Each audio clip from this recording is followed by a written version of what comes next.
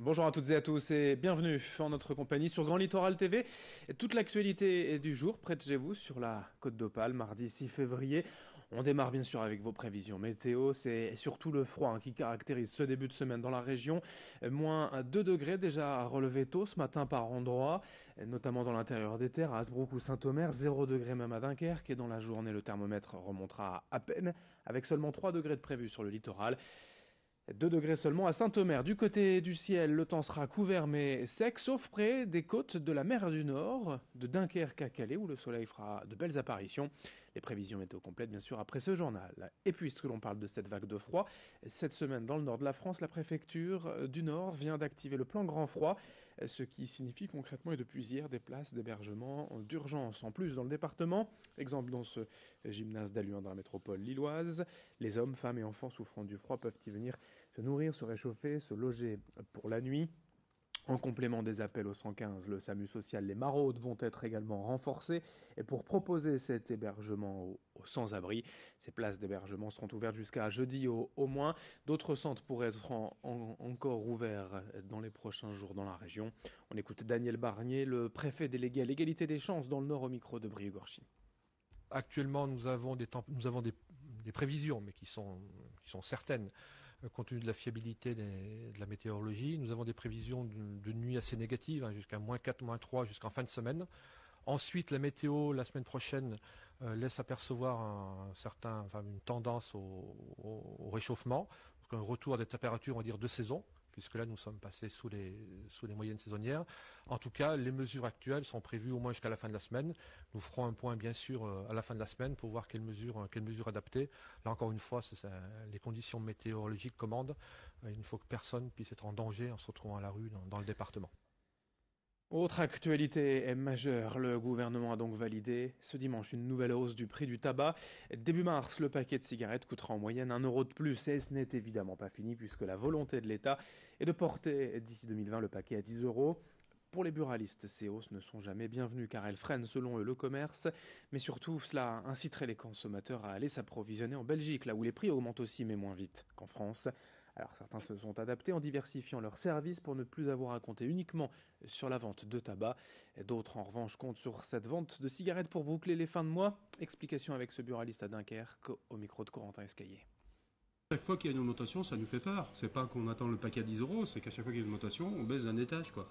Au moment où on n'arrive plus à suivre, quoi. Ils veulent quoi? Qu'on devienne une ville morte, qu'il n'y a plus de commerce en France, quoi, qu'il n'y a plus de petits tabac comme le nôtre?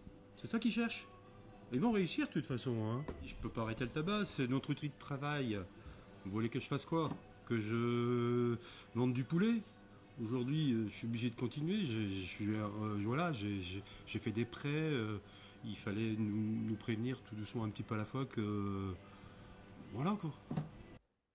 Une autre image aussi dans cette édition après ce dramatique accident survenu dimanche matin à Berck. 2 promeneurs sont morts noyés et surpris par la marée montante, un reflux souvent particulièrement soudain dans la baie d'Authie et contre lequel il faut être extrêmement vigilant.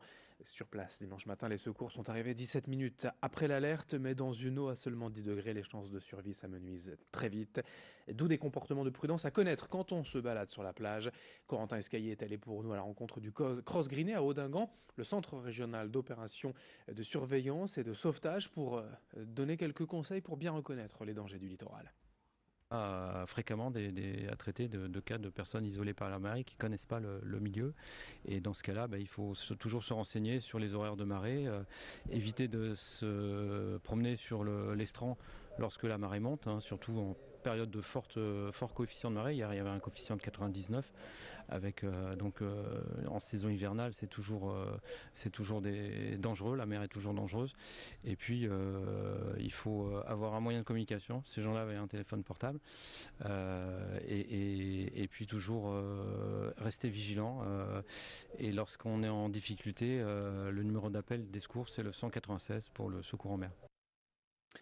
Dans ce journal également, le grand angle de la rédaction au cœur du zoo de Fort-Mardic à Dunkerque, fermé depuis Noël pour les traditionnels et annuels travaux d'entretien.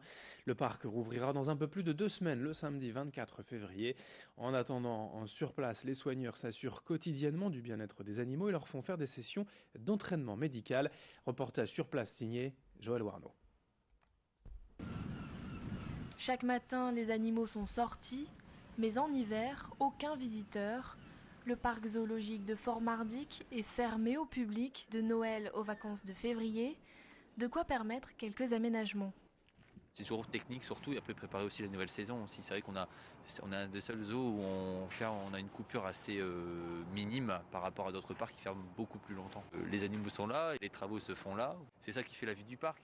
Le parc est spécialisé dans la faune européenne, on y compte une 50aine d'espèces, toutes bien acclimatées, mais en hiver, Delphine Marchal remarque des changements de comportement, comme chez les phoques.